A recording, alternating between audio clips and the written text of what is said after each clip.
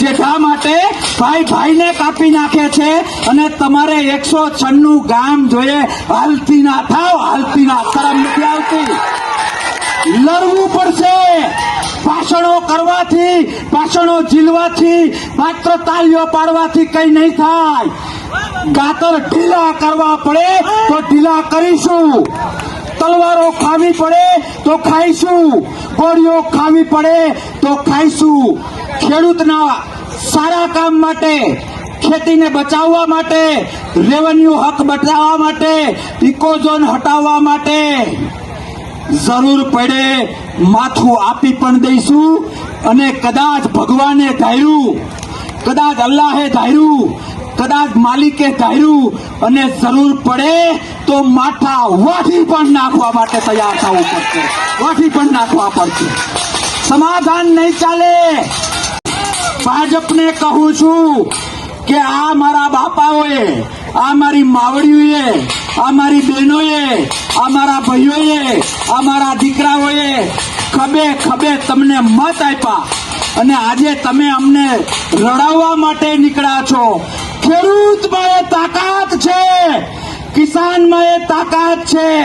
તમારી મારી બેન, તમારી મારી માં આપણા બાળકની આંખમાં રેવન્યુ હકને લીધે કોઈ આંસુ કાઢવા માટે નીકળ્યું હોય તો એની આંખો ખેંચી લેવી જોઈએ. હા કે ના? છો તૈયાર? હા કે ના? આવો તાકાતથી લડીએ, ખેતી માટે લડીએ. એને 196 ગામ જોઈએ છે, 196 ગામ જોઈએ છીએ.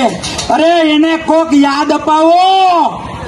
શેઠા માટે ભાઈ ભાઈને કાપી નાખે છે અને તમારે તમારા અને મારા બાળકોનો રોટલો, દેશનું પેટ ભરવાનું કામ તમે અને હું, આપણે ખેડૂત કરીએ છીએ. હા કે ના? અને એ રોટલો પૂરો પાડનારને જો કોઈ જખમ આપતું હોય, રોટલો પૂરો પાડનારને જો કોઈ હેરાન કરતું હોય, તમારી અને મારી માં જમીનના રેવન્યુ હક ઉપર કોઈ તરાપ મારતું હોય તો તમારા અને મારા બાપ દાદાનો ઇતિહાસ છે કે જ્યારે માનો સવાલ આવે ત્યારે તલવાર ખેંચી જાણતા પણ તમને ને મને આવડે છે. માય કાંગલીના માણસો, દેશદ્રોહી માણસો, ખેડૂતના દુશ્મનો તમારે ઘરે આવશે, તમને સમજાવશે, તમને કહેશે કે આમ કરો તેમ કરો.